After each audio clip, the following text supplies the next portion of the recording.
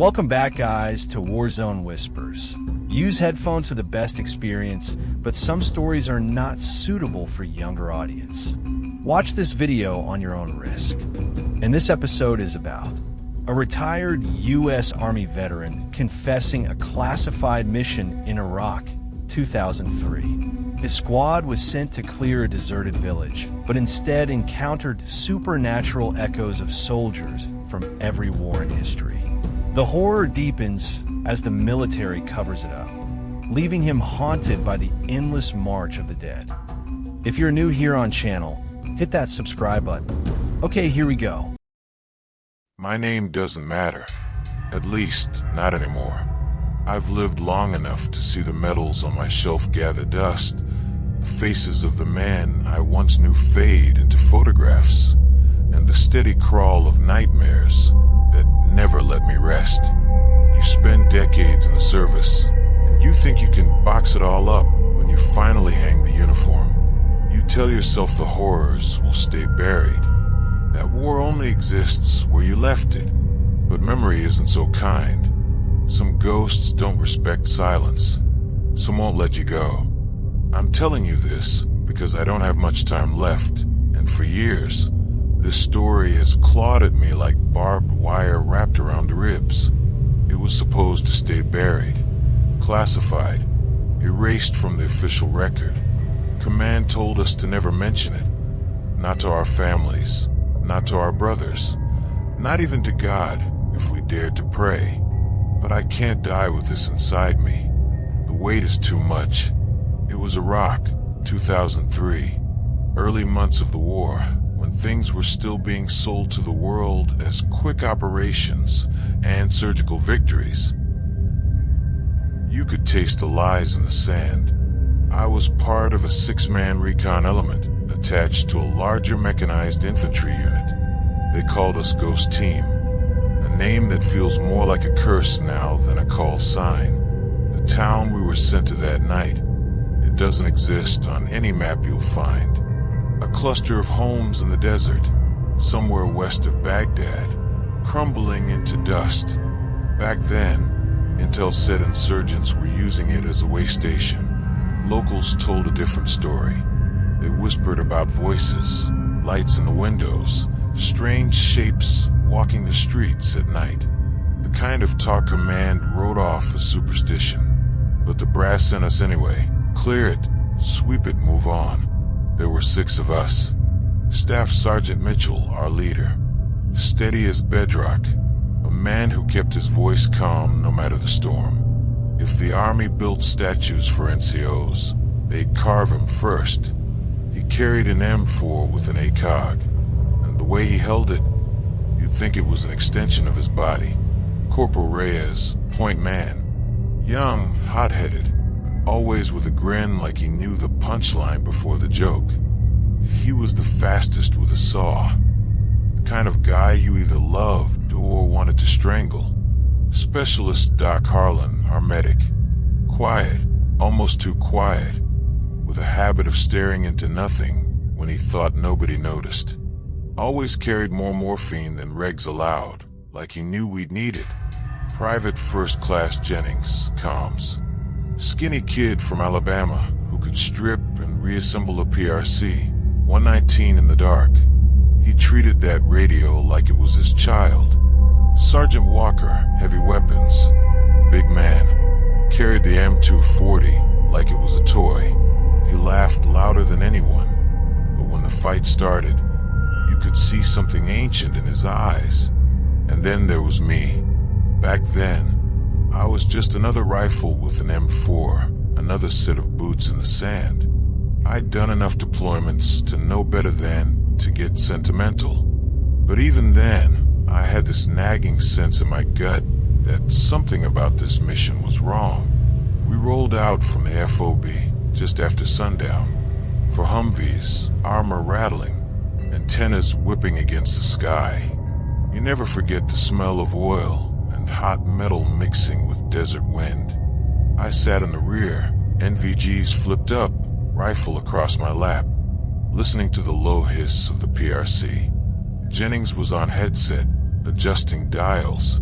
That's when it started. The static. Now, static isn't unusual. Radios pick up all kinds of noise in the desert. Civilian chatter, echoes from busted transmitters, even atmospheric interference. But this was different. It wasn't random. It sounded patterned, like breathing, like words stretched thin across the frequencies. Jennings froze, his hand gripping the handset too tight. "You guys hear that?" he asked. Mitchell brushed it off. Cross chatter. "Keep it clear." But I know what I heard. A voice. Just one word, muttered like it came from 1,000 miles underwater march. I shook it off, told myself fatigue was messing with me. Still, it clung to the inside of my skull. When we reached the outskirts of the town, the power at the FOB cut out for a full minute. Later, Jennings swore his comms went dead at the exact same moment, like someone flipped a switch. The convoy sat in darkness, the desert pressing down like a tomb. Then, just as sudden, the generators kicked back, floodlights buzzing alive like nothing happened. That was the first omen. The town loomed ahead, broken silhouettes against the night. Minarets cracked, windows shattered, walls pocked with bullet holes from some other war that wasn't ours. The place looked like it had been abandoned for years, but the intel swore insurgents were inside. Mitchell gave the order. Dismount, sweep in pairs, clear the grid. We checked our gear, the ritual that keeps soldiers alive. Doyle's mouth twitched. Intel is inconclusive, treated as hostile. That was all. No discussion, no warnings, just a nod, a snap of the map, and we were dismissed like cattle through a gate. But there was something in Doyle's eyes, like he wanted to say more but didn't, or couldn't. We loaded into the Humvees as the last of the daylight bled into the horizon. The desert night came quick, swallowing the sky whole. I remember the way the stars blazed, millions of them, sharp enough to cut your eyes if you stared too long. The world out there always felt too big, too empty. You could lose yourself in it. The ride was quiet at first. No one wasted words. The convoy pushed forward, tires grinding sand, suspension groaning under weight of armor. Inside the Humvee, everything was sweat and metal, the sharp edge of adrenaline building in your veins. Jennings fiddled with the PRC, the headset tight against his skull, muttering frequency checks under his breath. Walker broke the silence. Voices and lights, His laugh was too loud for the small cabin. Sounds like Hadjis found themselves a damn karaoke machine. Reyes grinned, shaking his head. "Yeah, bet you volunteer to dance with Am when we get there, big man." Even Mitchell cracked a smile, though his eyes stayed fixed forward. "Keep your head sharp. Locals don't make up stories like that for nothing." Doc Harlan didn't say a word. He just stared out the window, his reflection pale and thin in the glass. It wasn't long before the desert itself began to change. The road narrowed, hemmed in by broken walls and rusted-out cars stripped for parts. The headlights swept across scattered bones, goats, maybe dogs. Hard to tell in the half-light. Their ribs jutted up like blackened fingers, gnawed by scavengers or worse. The smell hit next. Not rot, exactly, but something sour chemical. It coated your tongue, crawled down into your lungs. I pulled my balaclava higher, but it didn't help. The air felt wrong. Jennings glanced up from the radio. "Sir, you catching this interference?" He tilted the handset toward Mitchell. The static hissed, thin and sharp, like whispering under glass. "Same as before," Mitchell said. "Keep it monitored." I leaned back, tried to steady my breathing, but the unease had settled in. You can tell when a place doesn't want you there. The desert makes it clear in its own way. No birds, no movement, not even the rustle of sand on stone. Just silence. And when silence gets that heavy, it's never natural. About an hour into the ride, Reyes called out from the turret. He had the thermoscope up on his M249. Contact, 12 o'clock. Multiple signatures. Every muscle in my body tightened. The convoy slowed, dust rising in thick sheets behind us. Mitchell stood, peering through his monocular. "What do you see?" he asked. Reyes hesitated. "It's people. At least half a dozen. They're standing still." But his voice trailed off. "But what?" "They're not moving. No heat fluctuation. No detail. Just shapes." Mitchell ordered the convoy to halt. Engines idled low, headlights cut, leaving us under a sky so dark it felt bottomless. I raised my NVGs, scanned the road. Nothing but empty asphalt stretching out into the black. "Where exactly?" Mitchell pressed. Reyes swore under his breath. "Dead center of the road. They're right there, I swear it. But damn it, when I flip to NV, they're gone." Walker muttered, "Shit's busted. Probably fried from the dust storm yesterday." Doc finally spoke, his voice a whisper. "Scopes don't all fail the same way." I looked again, and though I didn't see them, my stomach turned. I felt them. That gnawing sensation you get when someone's watching you from the dark. Mitchell made the call. "We keep moving. Eyes sharp. Reyes, mark it as possible malfunction." Reyes cursed again, but he didn't argue. He pulled back, switching the thermal off, though I could see the sweat beading on his forehead in the glow of his scope. We rolled forward, engines grumbling like old dogs. The road stretched on, littered with more carcasses, more silence. And though none of us admitted it out loud, every man in that Humvee knew the truth. The equipment hadn't failed. Something had been standing in the road, and it didn't want to be seen. The village rose out of the sand like a broken jaw.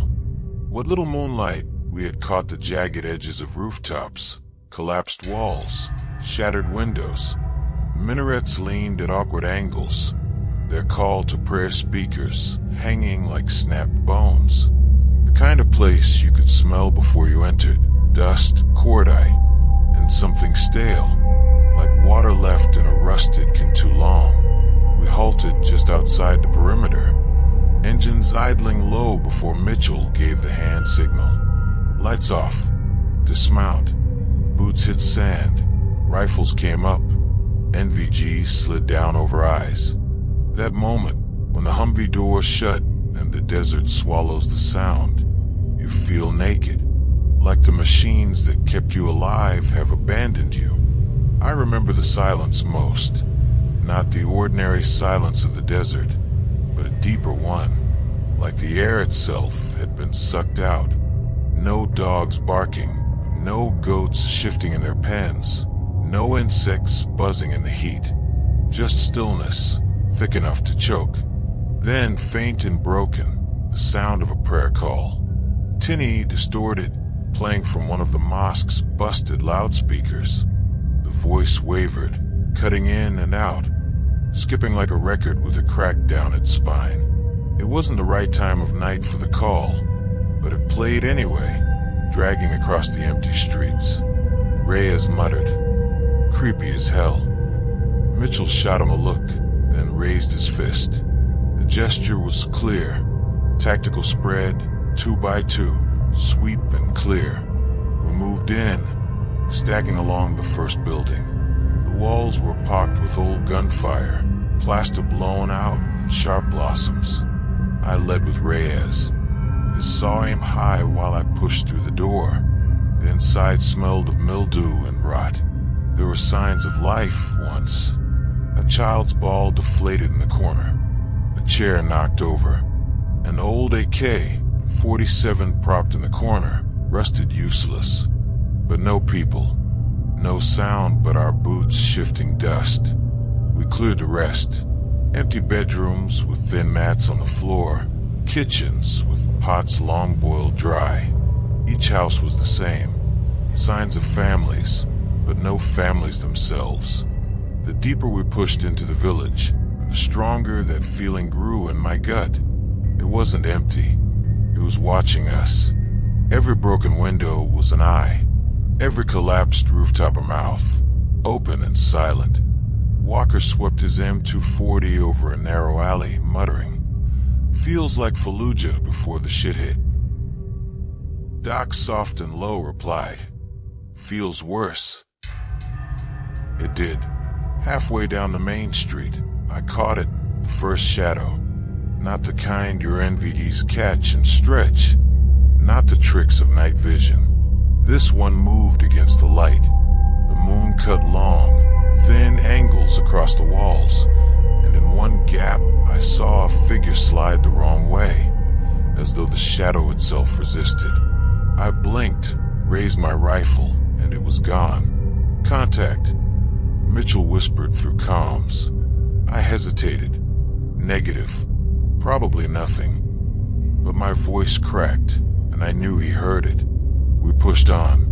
Another building. This one a school, or what used to be. Crumbling chalkboards, desks overturned, textbooks torn open and scattered. Children's drawings on the walls, faded and peeling. Stick figures under a sun, tanks rolling past. A house of learning turned into a grave. That was when the radios began to betray us. Jennings whispered through the net, "Sergeant, I'm getting repeat chatter on secure frequency." Mitchell frowned. "Repeat?" "Yeah, like us. Our own transmissions, cycling back." "Show me." Jennings angled the PRC headset toward him. Sure enough, the static popped, and out came our voices, clear as day. Reyes laughing from 5 minutes earlier. Walker cursing about the smell. Even Mitchell's last order. Echoes that shouldn't exist, spitting back from the dark. "Could be insurgent spoofing," Mitchell said. Jennings shook his head. "Not possible, sir. They're not supposed to be this clean." His hands trembled as he tuned the dial. "They're us. Word for word. Down to tone." The hair on the back of my neck rose. We swept another block. The houses gaped open. Children's toys littered the dirt roads. Dolls missing arms. Plastic trucks without wheels. Every time the wind blew, they shifted. Faint rattles like bones. Somewhere behind us, the prayer call started again. Same clipped voice, same broken rhythm. Only this time, it echoed too many times. Like the sound wasn't bouncing off buildings, but carrying through something deeper, endless. I stopped, breath locked in my chest. The radio hissed again. Then, through my own headset, I heard my voice. My voice saying, I stopped, breath locked in my chest. The words I had just thought, repeated an instant later, cracking with static. I nearly ripped the earpiece out, panic surging up my throat. Mitchell snapped. "Everyone hold." The squad froze, rifles up, every angle covered. But there was no target. Just ruined streets, empty windows, toys, dust, shadows that moved the wrong way. That's when the gut instinct hardened into certainty. The town wasn't empty. It was watching us. By the time the sun finally bled out across the horizon, we'd taken position inside the schoolhouse. The village felt smaller in the fading light, its broken walls closing in. But Mitchell wanted a defensible spot, somewhere with high ground and narrow choke points. The school was the tallest structure still standing, 3 stories of cracked concrete and dust-choked stairwells. We fortified like muscle memory, sandbags by the windows, trip flares strung across alleys, fields of fire marked. Walker lugged the M240 into place, by a second-floor window, grinning like the weight of it kept him sane. Reyes covered the roof with his saw. Doc moved through each room, his med kit open, checking the wounded gear. Our bodies were fine, but the tension made you feel bruised in ways you couldn't see. Night came hard and fast in Iraq. One moment the world was rust red, the next it was ink. Through NVGs, everything glowed sickly green. Shapes stretched where they shouldn't, corners bled shadows. It always felt like the goggles let you see too much, like they peeled the night open just enough for things you weren't meant to notice. I was posted on the east window, overlooking the road that led back into the desert. Jennings sat against the wall behind me, PRC crackling on his lap. He hadn't taken off his headset since the voices started. He just stared, pale, eyes twitching with every hiss of static. That's when Reyes whispered over comms. Movement. 9 o'clock. You seeing this? Mitchell responded instantly. Copy. Mark it. Reyes' breathing hitched. Negative. I don't know what the hell I'm marking. Walker swung the M240 toward the roof's direction. Talk, Reyes. There's a column. Soldiers. Marching like a patrol. I count at least 20. Full kit. They're moving across the open desert, heading toward us. His voice cracked on the last word. I raised my monocular, scanning the same field. Empty. Just rippling sand and jagged ruins under the stars. I've got nothing, I muttered. Neither did Mitchell. Neither did Walker. But Reyes swore. They're right there. Set a line. Boots stomping the dirt. You don't hear that. And then, God help me, I did. Faint at first, carried on the wind. The steady rhythm of marching boots. Left, right, left. Perfect cadence. A sound drilled into every soldier's spine, unmistakable. Jennings shot upright, fumbling with the radio. Picking up interference again. Copying footsteps. His face drained of blood. That doesn't make sense. It's bleeding into the net. We listened. The sound grew louder. Boots striking hardpan earth. Hundreds of them now, in step. But when we looked through NVGs, optics, naked eyes, the desert was empty. The rhythm stopped all at once, like a hand cut the cord. The silence afterward was worse than the sound. Reyes swore into his mic, voice trembling. They were right there. Whole damn platoon. I saw their rifles, their helmets. Don't tell me I didn't. Mitchell kept his voice steady. Hold your sector. Until they fire, they're ghosts. He didn't mean it as a joke, but the word hung in the air like a noose. The hours stretched thin. The night wrapped tight around the schoolhouse. Every creak of concrete and shift of wind magnified through our nerves. The air grew heavy, foul, an acrid stench that slid into the building, sharp enough to burn the nose. Walker gagged, covering his face. Christ, what the hell is that? Doc said it first. Quiet, matter of fact. Burning flesh. And he was right. I'd smelled it before. You never forget. Not in mess halls where it clings to your uniform. Not in hospitals where it lingers in gauze. It came in waves. The 1 second, gone the next, then back stronger. As if someone was striking matches on charred bodies, letting the smoke drift through the cracks. Reyes muttered from the roof, "We're not alone here." Mitchell told him to keep his mouth shut, but we all felt it. Near midnight, Walker came down from his post, eyes wide. He had something clutched in his hand. "Found this outside the perimeter," he said, voice low.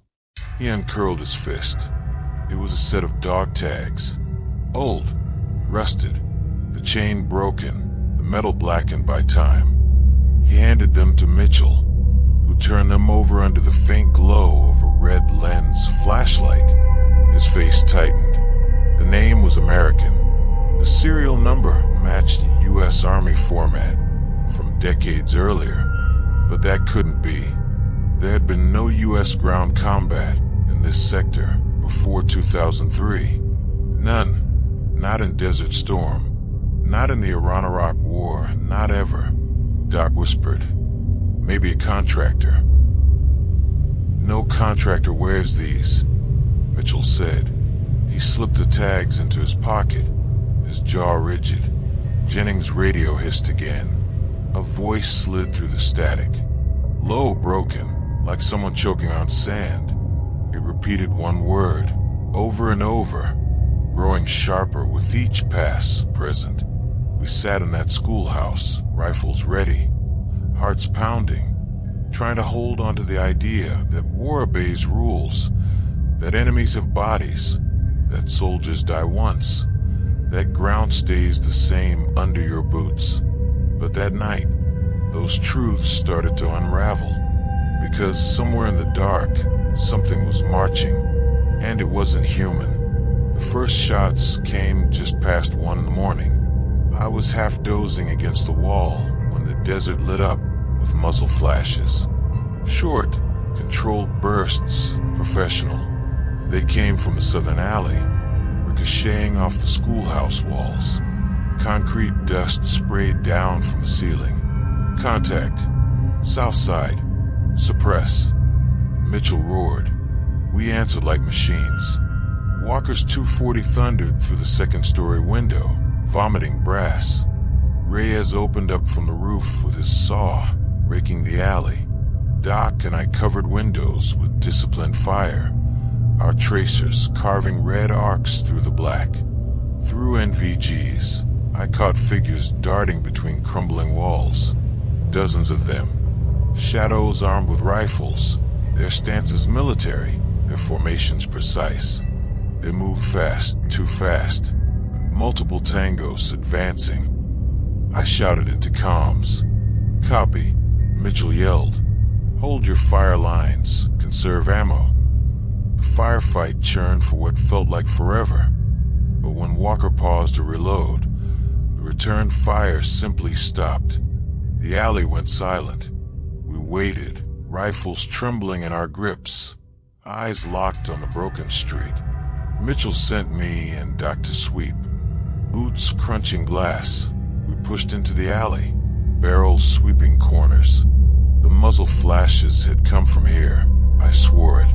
We should have found casings, blood trails, maybe a corpse. There was nothing. Not a single body. Not a single spent shell. Just the echo of gunpowder clinging to the air. Negative contact, Doc whispered, his voice trembling. Nothing here. My stomach twisted. Either we'd all hallucinated the same ambush, or something had fought us without leaving a trace.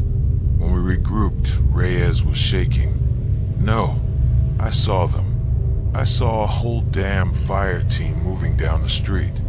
I lit one up at 10 meters. He dropped. He dropped, man. But there was nothing to prove it. Nothing except our pounding hearts and half-empty mags.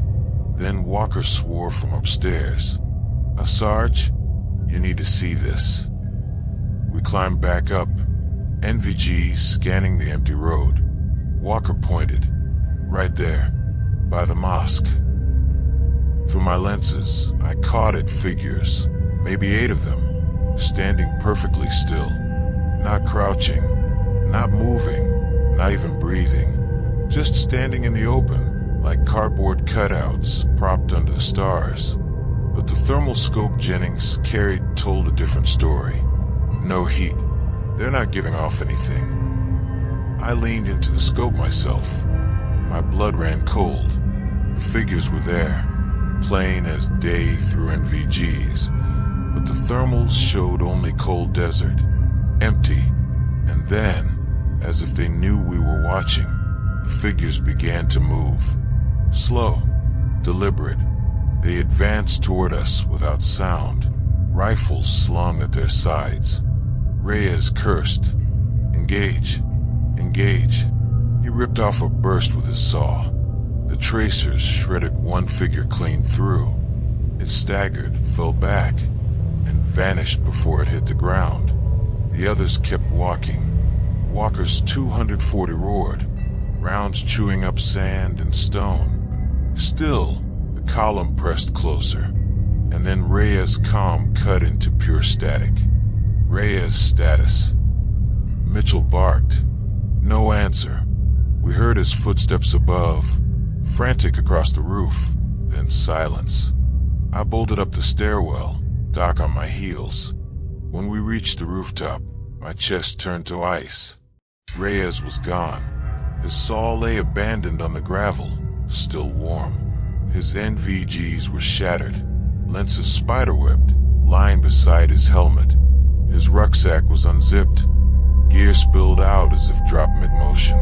But Reyes himself? Nothing. No blood, no drag marks, no scream. Just absence, carved into the night like he'd been erased. I crouched by the saw, heart hammering, forcing myself to look around. The rooftop was bare. The alley below was empty. Jesus Christ, Doc whispered, voice breaking. He was right here. Mitchell came up, jaw tight, eyes hollow. He didn't even yell. He just stared at the gear, breathing hard, before ordering us back inside. We didn't argue. The squad was fractured after that. Walker cursed under his breath, muttering prayers between belts of ammo. Jennings sat against the wall, white as paper, fiddling with the radio like it was a lifeline. Doc kept checking his med kit, as though Reyes might reappear bleeding in front of him any second. Me, I kept my rifle in my lap and tried not to blink too long, because I was terrified that if I closed my eyes, I'd open them to find I was alone too. Mitchell finally spoke, his voice like gravel. We're not fighting insurgents. We're not fighting militia. We're not fighting anything that bleeds. No one challenged him. The truth was lodged in our chests. We'd stumbled into a war that didn't belong to us. A war that had already been fought decades or centuries before. A war that hadn't ended, not really. And we were trespassers, not liberators, not occupiers, not peacekeepers. Trespassers in another war. And whatever haunted this town had just claimed Reyes as its due. After Reyes vanished, the schoolhouse turned from a stronghold into a tomb. Mitchell ordered us to collapse from the rooftop and upper floors into the classrooms on the ground level. No more spreading out, he said. His tone wasn't tactical, it was desperate. We were tightening the noose around ourselves, but nobody argued. It felt safer to be closer, to have walls around us, even if those walls couldn't keep the night out. We picked a long classroom at the rear of the building, desks pushed against cracked plaster, blackboards still half covered in equations none of us could read.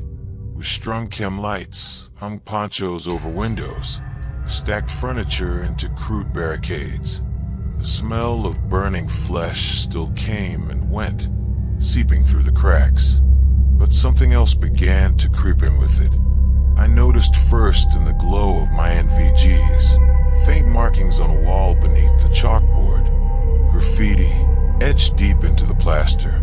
Not Arabic, English. Block letters, worn and faded, like they'd been there for decades. Keys in 68. We were here. Semper Fi. Jesus. Walker muttered, running his hand over the letters. His palm came away covered in chalky dust. That made no sense.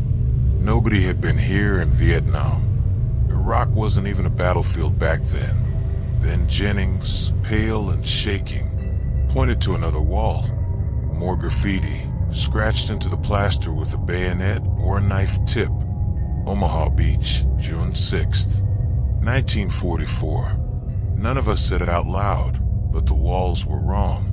The building itself was wearing scars from other wars. Wars it couldn't possibly have seen. And then the voices started. They didn't come all at once. They slithered in slow. I heard my mother's voice first, soft, broken, like it used to sound when she was praying over me as a boy. She was dead 20 years by then, but the sound went through me like shrapnel. Doc stiffened and dropped his rifle, clutching his headset. "Lisa," he whispered, his wife's name. He stumbled to the corner, tears in his eyes. "I hear you, baby, I hear you." Mitchell barked at him to stand down, but then Walker went rigid. "Foster," he muttered. "Foster, that you?" Foster had been his squad leader in Kandahar. He died in '02. Walker's eyes were wild. Jennings began to sob, pressing his palms to his ears. "Make it stop. They're all talking at once." I tried to hold on, but I heard them too. Not just my mother, comrades I'd buried. The ones whose faces I still saw in my nightmares. Ramirez, bleeding out in the dirt. Davis, whose Humvee never made it back from the convoy. Their voices were here, whispering, coaxing, accusing. It was every battlefield we'd ever walked, layered over the classroom walls, pressing down like the ceiling was collapsing. Walker snapped first. He swung his rifle toward the chalkboard and fired a 3-round burst. Boom! Chalk exploded in a white cloud, coating the desks and the air. My heart froze. I thought he'd hit someone, but the board was empty. Just math equations and bullet holes.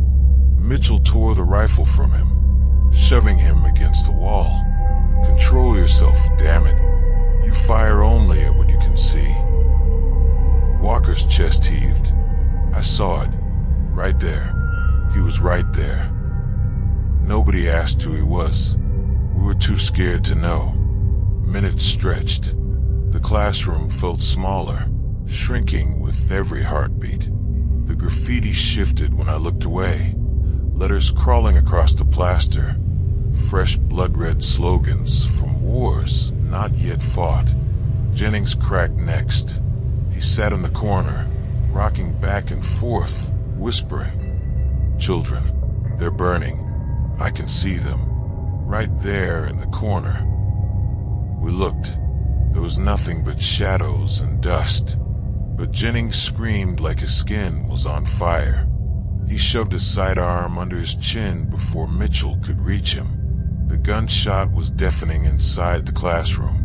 Chalk dust rained down from the ceiling tiles. Jennings slumped, headless against the wall, pistol falling from limp fingers. His body slid into the dust, leaving a smear of blood against graffiti from wars that didn't belong here. Doc gagged, clutching his kit.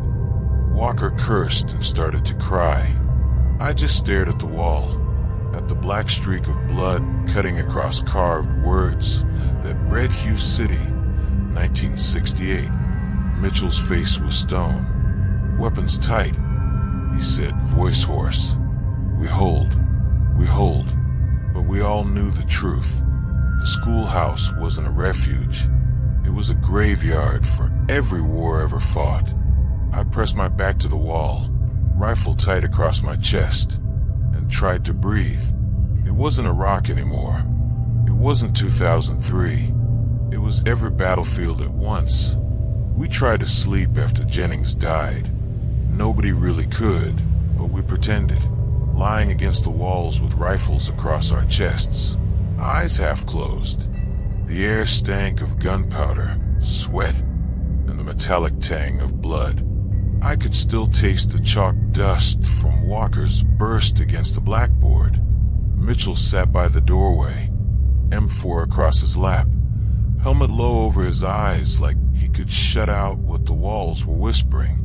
Every so often, Doc would check Jennings' body, though there was nothing to check. His blood was drying in a streak down the plaster, and the words Hugh City 1968 were now hidden beneath it. I must have drifted off for a few minutes. When Walker shook me awake, his eyes were saucer-wide, his face pale under the green glow of his NVGs. "Look," he whispered. At first I thought it was another hallucination, but when I pressed my goggles to my face and scanned the street outside the classroom windows, my breath caught. They were marching. A column of soldiers stretched across the road, filling the entire street, moving in perfect silence. Hundreds of them, maybe thousands, and not one of them alive. Through the NVGs, their faces were skeletal, jaws slack, eye sockets hollow. Their gear clinked faintly, but no footsteps hit the earth. They moved without sound, without heat, a tide of the dead sliding past our schoolhouse like a ghost parade. And their uniforms, Christ, their uniforms. The first row wore tattered trench coats caked in mud, bayonets fixed on rusted rifles. Doughboys from 1917, their helmets cracked, boots rotting. Behind them came another line, gray tunics, iron crosses on their collars, stall helms dented from shell fragments. Nazi soldiers, skin hanging in shreds from their cheekbones. Behind them, I saw Viet Song in sandals made of tires, AKs slung on shoulders that were nothing but bone and sinew. Then men in desert fatigues, Republican Guard, Saddam soldiers, their eyes burned black. Intermixed with them were Marines, GIs, even some in woodland BDUs like ours, patches frayed, faces melted. It was every war, every generation, every side. Dead soldiers marching together in silence, bound by something older than politics or flags. Doc whispered, "Dear God." His voice cracked, a child's whimper from a medic who'd seen enough corpses to fill a morgue. "Hold," Mitchell rasped, though his voice shook. Nobody moves. Nobody fires. We froze, rifles clenched in white-knuckled grips, eyes locked on that window as the dead filed past.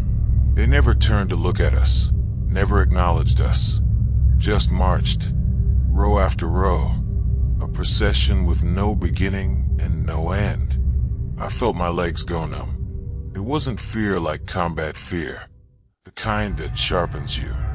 This was paralysis, the sense that if you twitched a finger, the whole parade would turn on you. Then it happened. Walker, muttering under his breath, broke.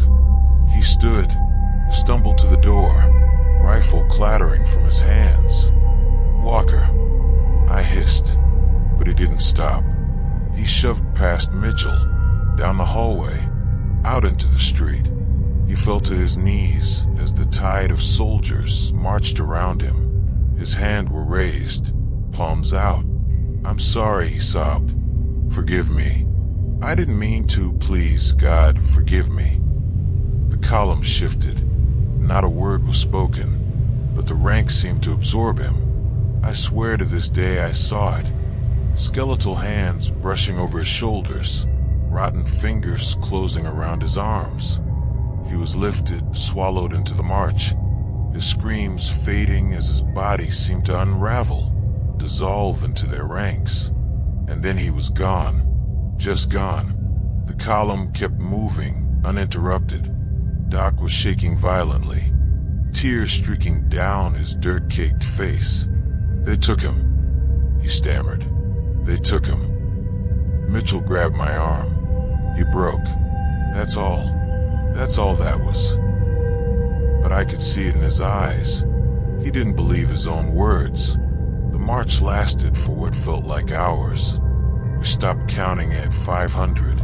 The classroom windows framed the tide of uniforms, eras blending together in grotesque sequence.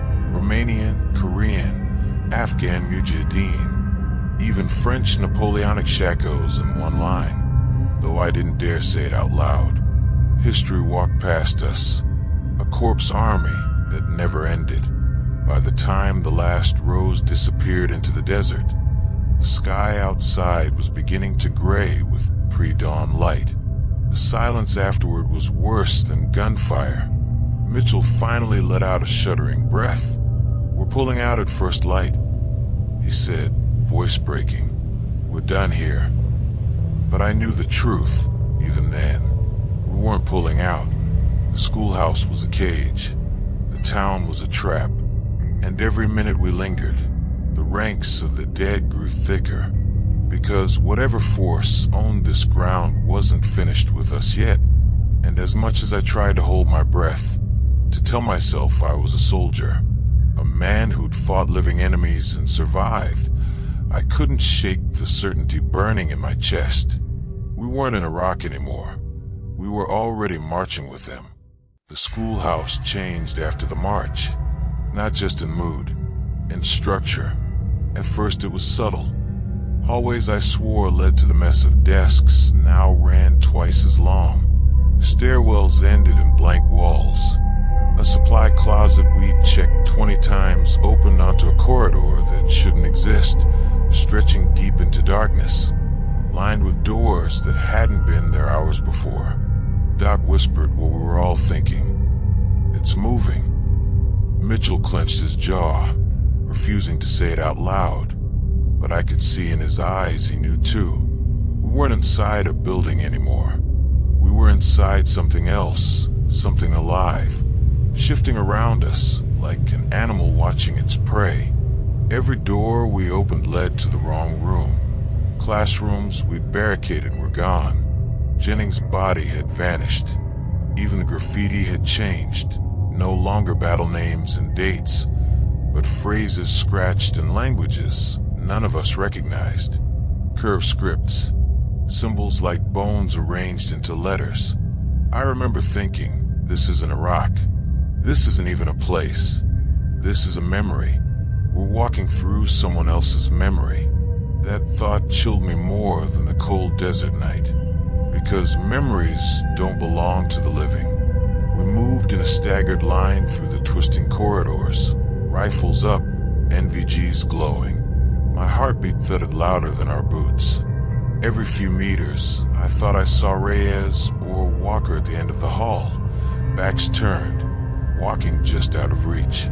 But when I blinked, they were gone. "Keep tight," Mitchell ordered, though his voice cracked. "We're finding a way out." But there was no way out. It hit us in the East Wing, or what we thought was the East Wing. We entered a classroom, desks scattered, chalkboard blank. The instant the last man stepped in, the door slammed shut behind us with a force that shook the plaster, and the shadows came. They didn't burst in or rush us. They seeped from the corners, stretching across the floor, swelling into shapes. Human shapes.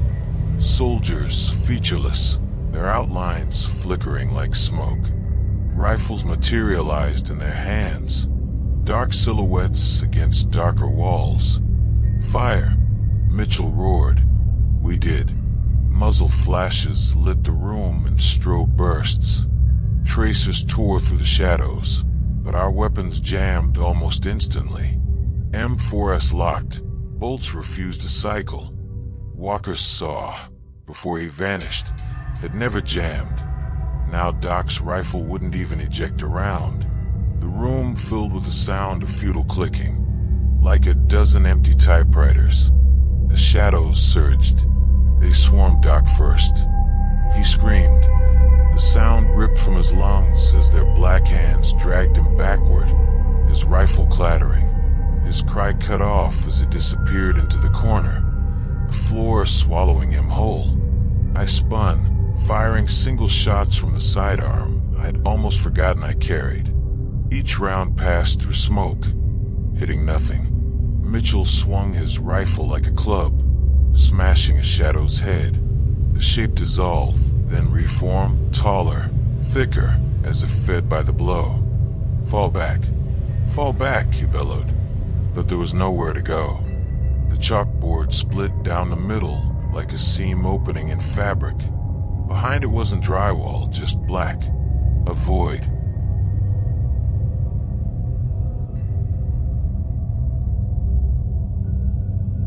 Wind howled from inside, carrying the stench of burned meat and old gun oil. The shadows pressed harder. I tripped over a desk, slammed my shoulder into the wall. My NVDs flickered, showing me flashes of things that weren't there. Trenches filled with mud, barbed wires stretching to the horizon, flaming wreckage of tanks that didn't belong to this war. Doc's voice echoed from nowhere. "Help me. Oh God." And then silence. Mitchell grabbed me by the vest, hauling me up. "Move." We staggered into the hall, leaving behind the classroom that no longer looked like a classroom. Its walls were lined with skulls now, rows of them, mouths open in eternal screams. We ran. Somehow, after what felt like hours, the school spat us back into the atrium. Windows gaped open, letting in the faint gray of dawn. But we weren't safe. The shadows followed, filling the corners, stretching across the floor like oil. Mitchell turned, standing firm. "Go," he shouted. His eyes were bloodshot, his face smeared with ash. "You go, soldier. That's an order. I'm not leaving you." I yelled back. He shoved me so hard I nearly dropped my rifle.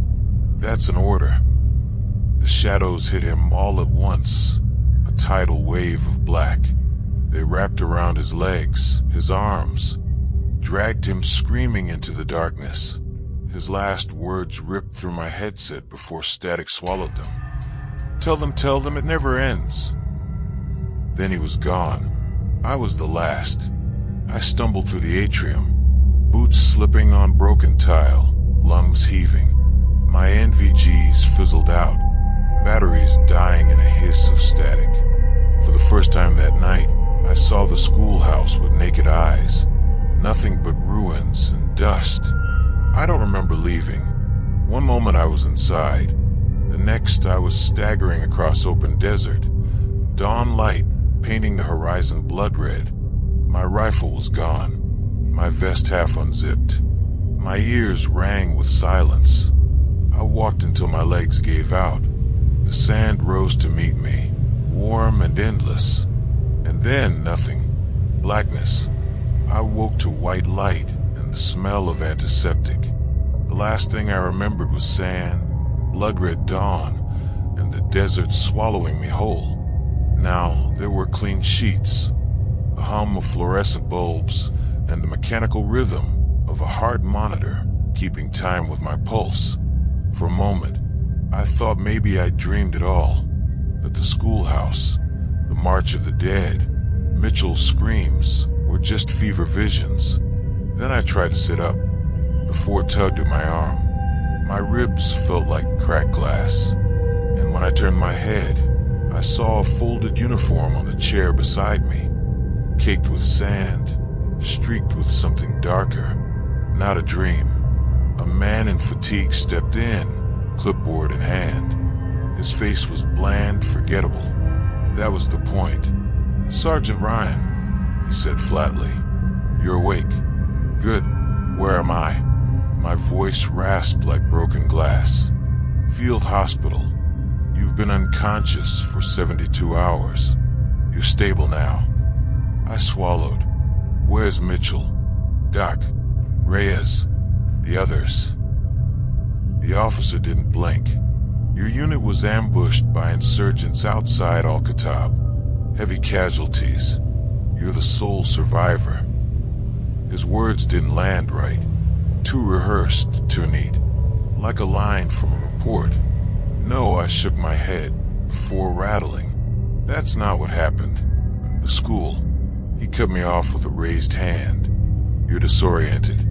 Trauma can distort memory. I recommend you rest." But I couldn't let it go. I tried again. I told him about the hallways that stretched, the graffiti, the marching dead. I told him about Mitchell's last words, about shadows that swallowed men whole. My voice cracked as I poured it out, desperate for him to believe me. He just wrote something on the clipboard. "Ambush," he repeated. "Insurgents.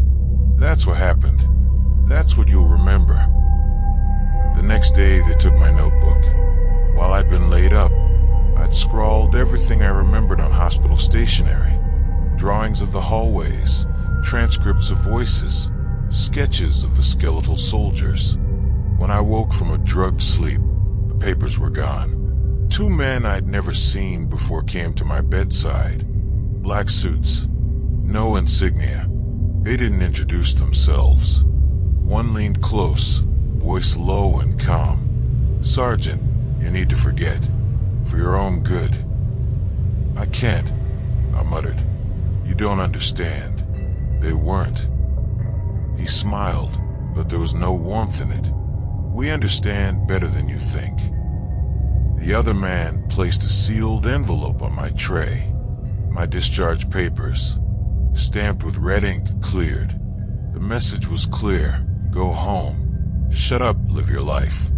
Weeks later, I sat in a military transport headed stateside. Around me were grieving families, dressed in black, clutching photos of their sons. Mitchell's wife sat across the aisle, her eyes hollow but dry. She'd been told her husband died, leading a heroic counterattack against insurgents. She'd been given a folded flag and a citation for valor. I wanted to tell her the truth, that her husband's last words weren't about medals or insurgents, but about a war that never ended. But when I opened my mouth, I saw the man in the black suit again, his warning echoing in my skull. So I said nothing. I watched her hold that flag to her chest, believing it meant something, believing the story they'd sold her. In the months that followed, the official record hardened like cement. Reports, briefings, news releases, all telling the same story. Ambush, insurgents, casualties. My name listed as the only survivor of a tragic firefight.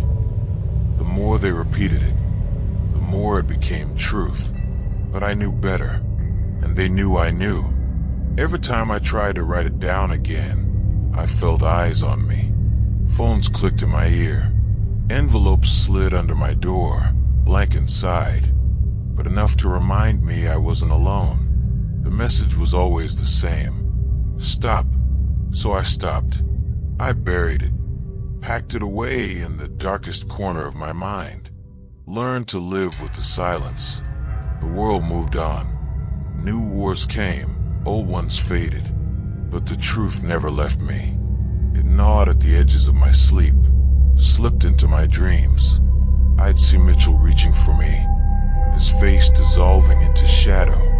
I'd hear the endless tramp of boots, the march of the dead circling just outside my window. I stopped telling anyone. Friends, family, even doctors. None of them heard it from me. Until now. Because after all these years, I've come to understand the real horror wasn't what happened in that schoolhouse. It wasn't the shadows or the skeletal soldiers. The real horror was what came after. How quickly the government buried it under bureaucracy. How easily truth was rewritten into paperwork and folded flags. They didn't need to erase what happened. They only needed to tell a better story. And that's the story that will stand long after I'm gone. But this is my story. The one I swore I'd never speak. The one I've carried alone. And now at last, I've set it down for whoever finds these words. Because if I learned anything that night, it's this: wars don't end. They just wait for new names, new uniforms, new ground to stain. And somewhere, in the ruins of that schoolhouse, the march is still going. I sit here tonight with a glass of whiskey in my hand, the bottle nearly half gone, and the clock ticking past midnight. The house is quiet, too quiet. The kind of quiet you only notice when you've lived long enough to know silence isn't empty. My children don't call much anymore. My wife's been gone for years. The medals sit in a box in the closet, ribbons dulled, metal tarnished. They don't mean anything, not really. They're just trinkets meant to convince the living that what we went through had purpose. But the ghosts, they don't tarnish. They don't fade. Every night when I close my eyes, I see them. My squad. Mitchell, Reyes, Doc, Harris, all of them. The way they were in the desert that night. Faces lit green in the glow of NVGs. Rifles held tight. Sweat freezing under armor plates. The air so heavy with sand and static it felt like we were walking through a storm that wasn't there. And then gone. Swallowed. Taken. Erased. Sometimes I still hear them in the house. Not voices exactly, but the echoes of who they were. Boots scuffing on tile. The metallic click of a rifle charging. A muttered curse in the dark, like Mitchell used to say when he thought no one was listening. I don't answer. I don't turn on the light. I just pour another drink. Because here's the truth I've come to understand after all these years. Ghosts aren't made by death alone. They're made by memory, by war, by the things men do to each other and the places that remember it. And if that's true, then maybe we're all doomed to become echoes. I think about that schoolhouse often, not because I want to. God knows I've tried to bury it, but because it refuses to stay buried. I wonder how many wars left their scars on those walls before we ever set foot there. How many battles were fought in that same dust? The Soviets, the Ottomans, empires before them. Soldiers whose names no one remembers, whose bones turned to sand. But the walls remembered, the earth remembered, and maybe that's where we walked into that night. Not an ambush, not insurgents, but memory itself. A place so saturated with violence, it couldn't tell one war from another. So it carried them all at once. We thought we were the strongest army in the world. We had night vision optics, encrypted radios, precision rifles. We thought our gear made us untouchable. But those walls didn't care about M4 carbines or Kevlar. They didn't care about who was right or wrong. They only cared about remembering. And we were just the next names in their ledger. Machines of death change. Flintlocks become rifles. Rifles become drones. Tanks, planes, bombs that can level a city. But the result is always the same. Flesh torn from bone. Screams carved into the soil.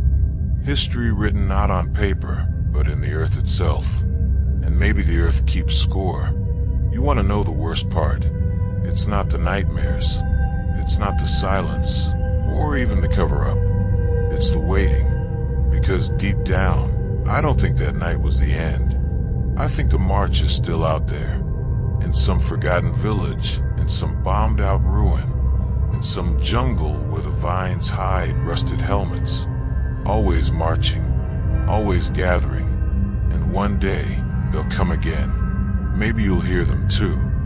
Boots in the dark, moving in rhythm. A sound that doesn't belong in the place you are. If you ever do, don't look. Don't call out. Just run.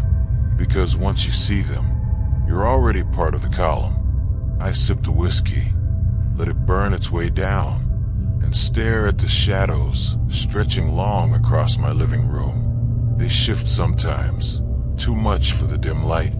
I tell myself it's the drink, my tired eyes. But then I hear it, soft, almost gentle, the sound of boots. Not in the house, not yet. Outside. In the street, marching, steady, endless. I don't get up. I don't open the curtains. I just sit here, writing this down with shaking hand. Maybe no one will ever read it. Maybe someone will, years from now, when I'm gone. But I need to leave this for you. Because war doesn't end when shooting stops. It lingers. It festers. It seeps into the ground, into the walls, into the bones of men who survive it. And the longer I live, the more I think the supernatural isn't separate from humanity. It is humanity. Our ghosts are nothing more than the echoes of what we've done to ourselves. And And maybe the real horror isn't that the dead walk. Maybe the real horror is that they march because we never stop giving them reasons to. The clock ticks. The bottle empties. The street outside grows quiet again. For now. But I know they'll be back. And when they come, I'll be ready. Or maybe I won't. Either way, I'll join the march sooner or later. We all will. Because in the end, that's what soldiers are. Not heroes. Not villains. Just footsteps, added to the endless rhythm of history. The march never stops. And if you're unlucky enough to hear it, run. So thank you for watching. The shadows have more to tell. Join me in the next story. And don't forget to subscribe to the channel and share your thoughts in the comments.